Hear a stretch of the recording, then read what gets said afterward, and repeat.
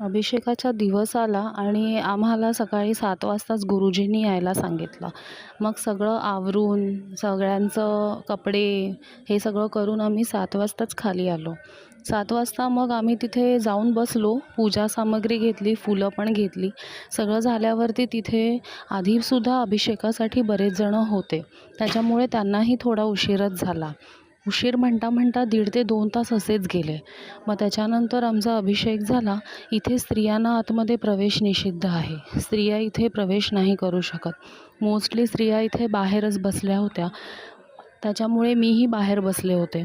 थोडीशी मनात अपेक्षा होती की मला आतमध्ये दर्शन मिळेल, परंतु इथे आतमध्ये सोडत नव्हते.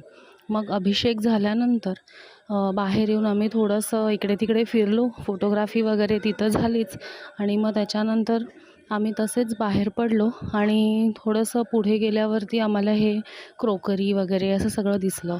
कपड्यांचं शॉपिंग, सेल वगैरे लागला होता. असं बरंच काय-काय दुकानं होती. गोड, चॉकलेट्स, केक असे सगळे इकडे दुकानं, स्टॉल्स लावले होते.